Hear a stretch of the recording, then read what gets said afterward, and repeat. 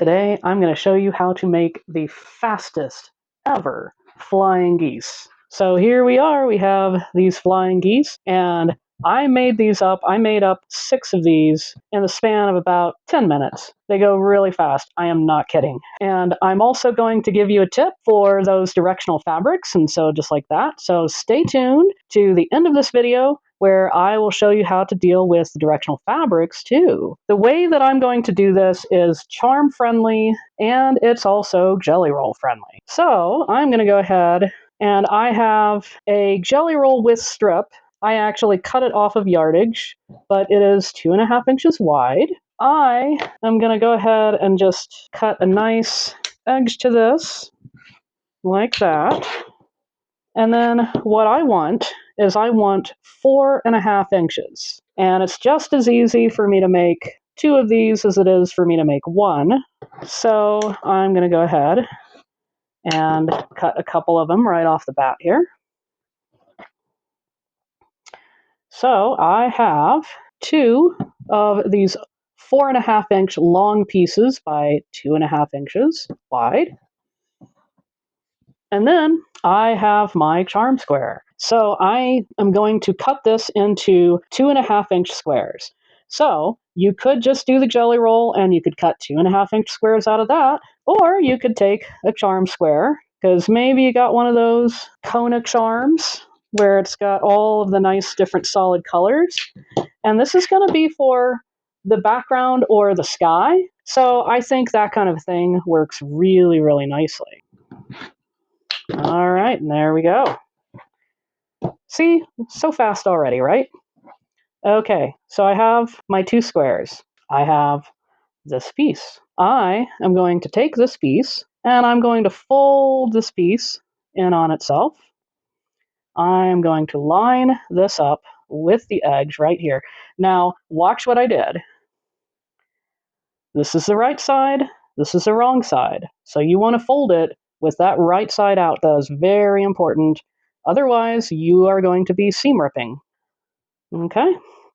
And then these are solid, so it doesn't matter. But if you are using a patterned fabric, a print fabric for your sky, you want to have your right side against the right side of this. So I have that nicely lined up. I like to use a binding clip. Okay? And then this piece will be nice and ready to stitch.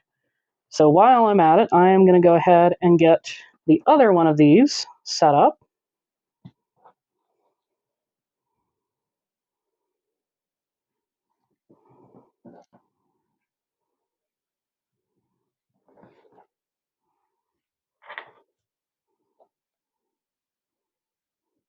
All right, now I am ready for the sewing machine on these. So I have my 2 pieces. So right here, this is the fold, and I have found through trial and error that it is best to feed the fold side in first, and I think it's because these 2 pieces right here, it's just 2 layers instead of all of that bulk of 4 layers if I started on the other end.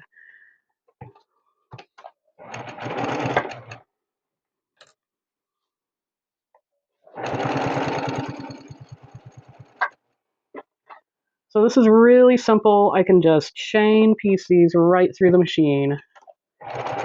And all I need is this 1 seam.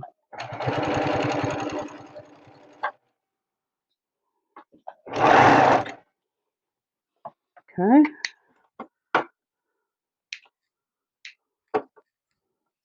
All right, and just like that, I have these pieces. Here I am at the pressing station. So what I'm going to do is I have that folded side out.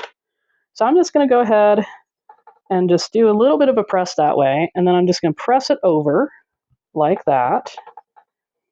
And then get ready for the magic trick. This is going to open up like that. So you see that?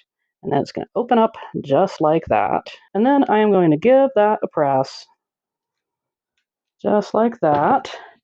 And then what I like to do to these is I like to press it open because it reduces the bulk quite a bit. And it's kind of hard to do this, so to press it that way.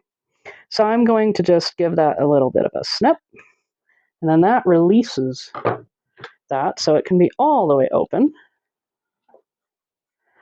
And then I just hit this with some water, or you can use whatever starch solution that you like. And then that will have a really nice flattened seam, so it's not taking up a bunch of thickness there. And then I'm going to do one more step before this is done. All right, so there we go. We've got our two pieces all nice and pressed, but we got some floppiness issues here. So I don't want to have that be a problem in the final piece that I would put this in. So this is easy to fix. You just simply go through and you're going to do an edge stitch.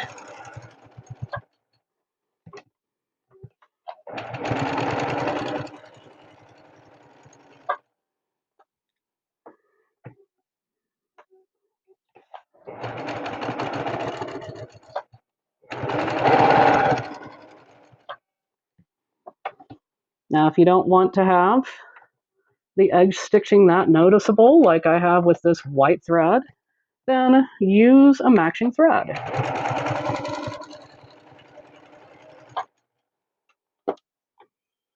And just like that, these are done. Look at that. 2 flying geese units done just like that. So look at that. 2 beautiful flying geese units, all nice and stitched that way. When I was testing out this process before, I was just stitching it straight this way, and this would end up being inside the seam allowance, so it's not really anything that I care about that way. But if you want to have your units before sewing look a little bit more, and I think it's a little bit more secure too, because you've got continuous thread instead of having thread that gets broken at the seams. So either way, works great. And so, as promised, you might be wondering about directional fabric. So here is a great example of directional fabric right here. So I am going to go ahead and cut my 4.5 inches.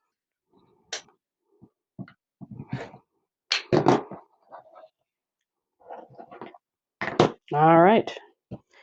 So just like before, and right here I have print fabric, so you will see that in action with the print fabric being the sky. So just like before, I am going to take this, and we are going to have the right side out when we fold this. Just like that. And since we want the top of that crayon to be at the top here, that means that our stitch line is actually going to be right along there. So I am going to put that right there, and then I'm going to flip that over, put that facing down. There we go. Okay, and I can just clip that, and then I can go ahead and stitch this. So we have that all nice and lined up, and then like before, you have the fold, and this is a great time to just check to make sure that you've got your orientation the right way. And so this will be the right side up, and so just kind of think of it that way, that where you've pinned or put a clip is going to be up the top, and you look at it that way. That way you make sure you know that it's going to be stitched the right way. And then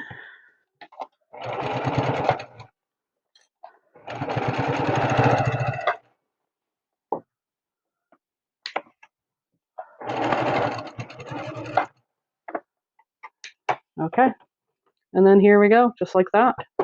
And then just a simple press. And so, of course, when we press, we have it that way, and then we have it that way, and it's going to look really good. You're going to see those crayons facing the right way, and that's how you do a directional fabric. Just like that, we have all of these flying geese, just super fast. This is the one that I just stitched there, got that all nice and pressed. Now, is this potentially a waste of fabric? Sure, but if you have been making flying geese the one at a time method, where you put the squares over and you stitch one square on the diagonal and then trim it and press it, and then put the other square over the other end, stitch the diagonal, press it, and trim it, then you're actually using up the same amount of fabric. So this does not take up any more fabric than the one at a time method. And unlike the four at a time methods, if you wanted all of your directional fabric facing the exact same direction, this works like a charm. And even with these things, you could go through with scissors if you wanted to just kind of lighten this up a bit. You could go through with scissors and you could just trim it by hand, and that would make it to where it's less bulk and probably easier to quilt through. So I hope you've had fun watching this alternative, novel, magic trick way of doing flying geese. And until next time, happy sewing!